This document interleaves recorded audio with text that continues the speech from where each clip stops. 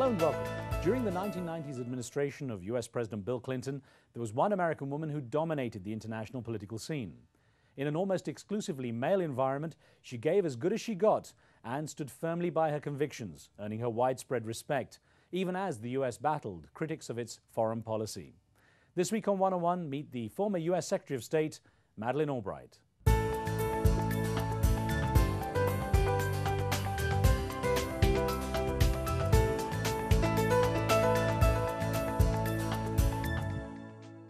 She was born Marie Jana Korbelova in 1937 in what was then the Czechoslovakian capital, Prague, and raised as a Roman Catholic by her parents, who had converted from Judaism to escape persecution from the Nazis.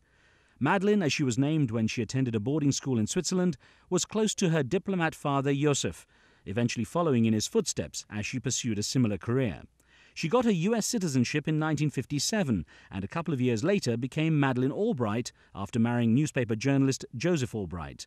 Her multilingual skills, particularly in the Slavic languages, served her well as she proved herself to be one of the most able diplomats in America, culminating in her becoming Secretary of State under President Bill Clinton from 1997 to 2001. Madam Secretary, a real pleasure to talk with you. Good to be with you, Riz. Thank you, ma'am. I want to start by asking you about what's going on in the world nowadays. It's a very turbulent time. Do you miss being in the hot seat, getting your hands in there and being part of the diplomatic front line? Well, I have to admit I do, because I loved being Secretary of State, and every day was something essential and important that you had to do. But the minute you start, you know that it's going to end. So I am doing a lot of other things, but the world is in such turmoil, and you kind of wish that you could be in there doing something to make it different. Now, considering the frontline experience you had and you know everything you've been through yourself, are you able to still offer help? Are you able to offer advice? Is the current administration willing to listen and you know take your experience? Well, I can't say they really are. I think that, as you know, they started out with a policy of ABC, anything but Clinton. I think in the second term there's been a bit of a more reality check. But now that the Democrats control Congress, there are a lot of people that talk to me about that. How do you feel about the way America's image has changed, certainly in the last few years internationally? It seems to have certainly lost trust and the hearts and minds of a lot of people overseas. It troubles me a great deal. I don't know if you know this, but I wasn't born in the United States. I was born in Czechoslovakia and was so proud to sit behind the sign that said the U.S. and be able to represent us. And so I find it a matter of great concern that at this stage there are people who don't see America as the beacon of hope or setting a good example on human rights and various issues. So yes, it troubles me a great deal. What's gone wrong? I mean, what is it that's really changed in the US? I know in your most recent book, The Mighty and the Almighty, you talk about the influence of religion in politics. Is it that religion's come too much into the political forefront? No, I don't think that's it. I think it's Iraq, the war in Iraq. Whatever the reasons for going in has gone very badly and has really damaged America's image and reputation, especially Abu Ghraib and Guantanamo. And I think that has been the problem. I say in my book, and you know, when you write something, you hope the prediction is true. In this case, I had hoped it was wrong, but I think I'm right. I think Iraq is going to go down in history as the greatest disaster in American foreign policy. How would you have done it differently? Well, I wouldn't have invaded. What happened is I certainly agreed with President Bush in everything he said about Saddam Hussein. I had said exactly the same things. I even said it for longer, for 8 years, because at the UN it was, I was instructed all the time to make sure that the sanctions resolutions held. And then when I was secretary, we had some pretty tough moments, and we did a lot in the no-fly zone and felt that we had Saddam Hussein in a box. So what I've said, I understood the why, the Saddam Hussein. And I even believed there were weapons of mass destruction by deduction, frankly, because when the inspectors left in '98, they hadn't accounted for all the weapons. But I didn't think they were a threat. And you know, some people from the neocons, as they're now known, had come to us in '98 and wanted us to have a ground invasion, and we didn't want to do that. So that would have been very different. And then I truly think that while I agreed with the way President Bush responded to 9/11 by hitting Afghanistan, he took his eye off the ball. That's, after all, where the terrorists had come from. there had not been a connection between Saddam Hussein and al-Qaeda, so I think things would have been quite different. Actually, you took a lot of flack when you had said about the sanctions that the price that you were willing to pay, even if it was 500,000 children, would be okay. And I think that afterwards you always said you regretted saying that. Well, first of all, you've upped the number, but I have, in fact, I often say if there's anybody in anybody's audience that has never said something they regret, I wish they'd, let me know. It was one of the dumber statements I ever made, and it was wrong.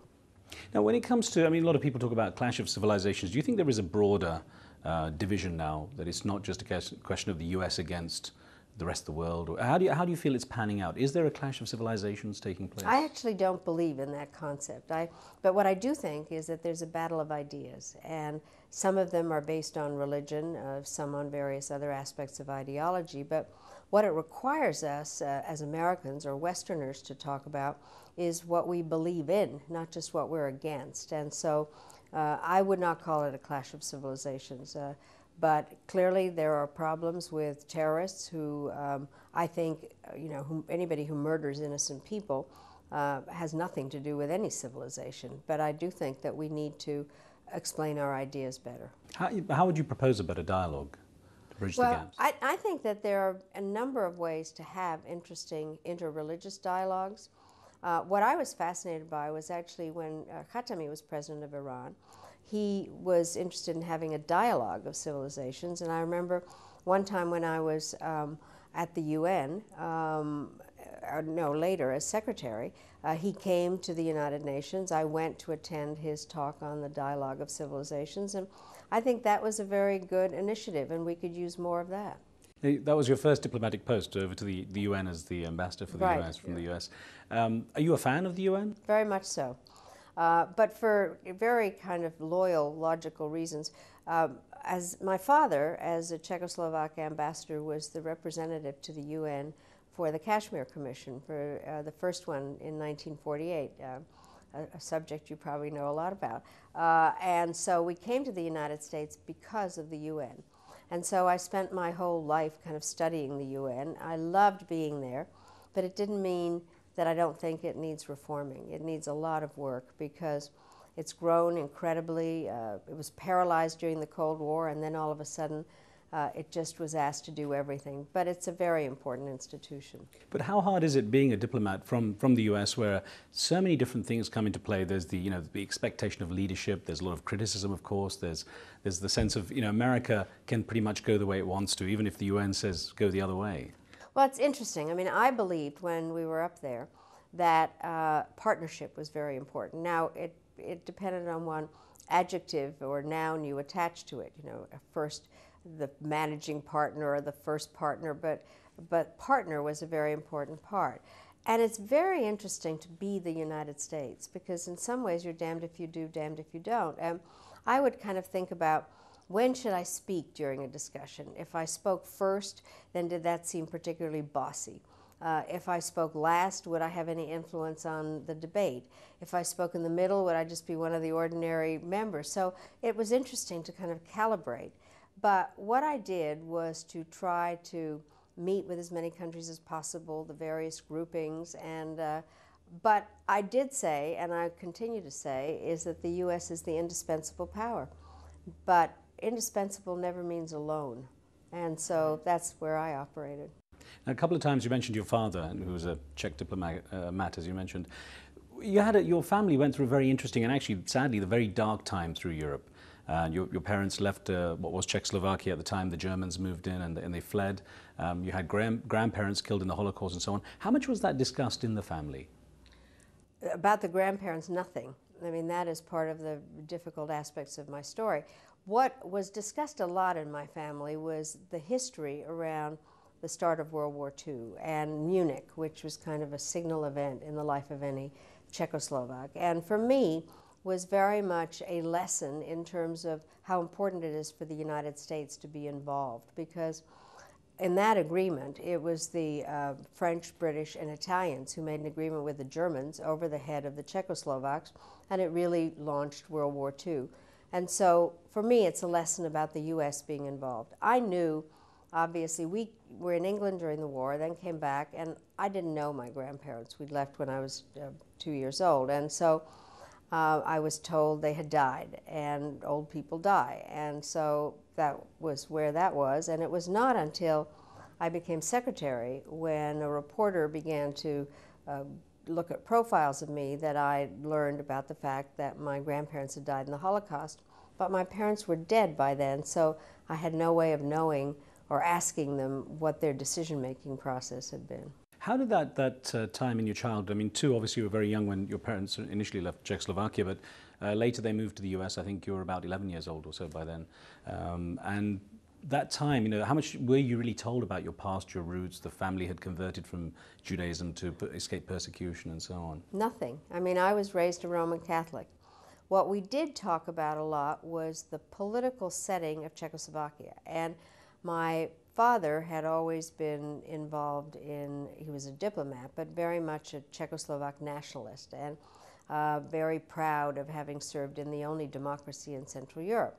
And then he had been ambassador to Yugoslavia. So I knew a lot about World War II and about communists and communists taking over and communists using democratic processes to undermine a country. And my father told incredible stories about history and everything, but it never occurred to me that I was anything but Catholic. And the stories were always totally complete, nothing was ever missing, so I didn't question, I didn't know anything about the Jewish roots. Well, Madam Secretary, don't go away, we're going to ask you a few more questions. We'll be back with more with Madeleine Albright in just a moment.